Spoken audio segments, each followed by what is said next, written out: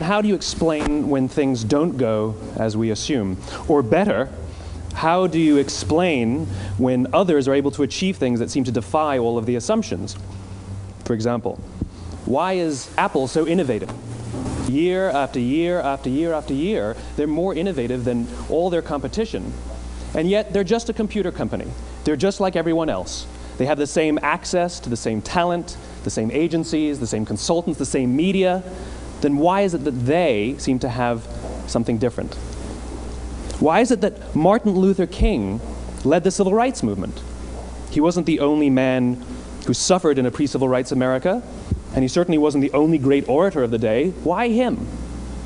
And why is it that the Wright brothers were able to figure out controlled powered manned flight when there were certainly other teams who were better qualified, better funded, and they didn't achieve powered manned flight, and the Wright brothers beat them to it? There's something else at play here.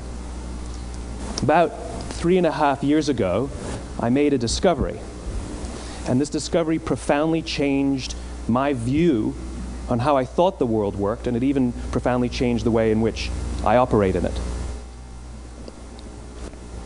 As it turns out, there's a pattern. As it turns out, all the great and inspiring leaders and organizations in the world, whether it's Apple or Martin Luther King or the Wright brothers, they all think, act, and communicate the exact same way, and it's the complete opposite to everyone else. All I did was codify it. And it's probably the world's simplest idea. I call it the golden circle.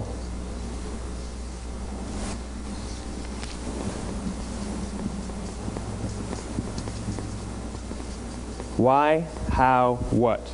This little idea explains why some organizations and some leaders are able to inspire where others aren't. Let me define the terms really quickly. Every single person, every single organization on the planet knows what they do, 100%. Some know how they do it, whether you call it your differentiating value proposition or your proprietary process or your USP. But very, very few people or organizations know why they do what they do. And by why, I don't mean to make a profit. That's a result. It's always a result. By why, I mean what's your purpose? What's your cause? What's your belief? Why does your organization exist? Why do you get out of bed in the morning? And why should anyone care? Well, as a result, the way we think, the way we act, the way we communicate is from the outside in. It's obvious. We go from the clearest thing to the fuzziest thing. But the inspired leaders and the inspired organizations, regardless of their size, regardless of their industry, all think, act, and communicate from the inside out. Let me give you an example. I use Apple because they're easy to understand and everybody gets it. If Apple were like everyone else, a marketing message from them might sound like this. We make great computers. They're beautifully designed, simple to use, and user-friendly. Want to buy one? Meh. And that's how most of us communicate. That's how most marketing is done, that's how most sales is done, and that's how most of us communicate interpersonally. We say what we do, we say how we're different or how we're better, and we expect some sort of behavior, a purchase, a vote, something like that. Here's our new law firm.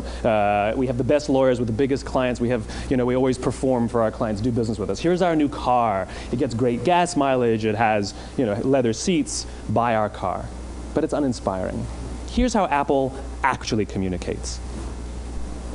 Everything we do, we believe in challenging the status quo. We believe in thinking differently. The way we challenge the status quo is by making our products beautifully designed, simple to use, and user-friendly. We just happen to make great computers. Want to buy one? Totally different, right?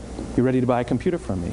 All I did was reverse the order of the information. What it proves to us is that people don't buy what you do, people buy why you do it. People don't buy what you do, they buy why you do it.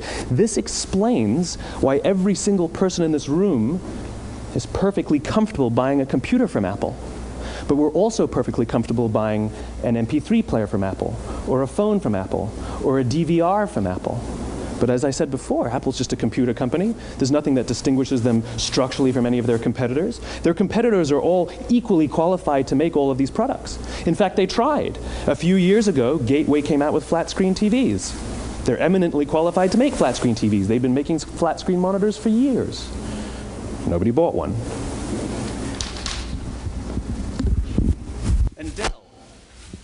Dell came out with MP3 players and PDAs. And they make great quality products, and they can make perfectly well-designed products, and nobody bought one. In fact, talking about it now, we can't even imagine buying an MP3 player from Dell. Why would you buy an MP3 player from a computer company? But we do it every day. People don't buy what you do, they buy why you do it. The goal is not to do business with everybody who needs what you have. The goal is to do business with people who believe what you believe.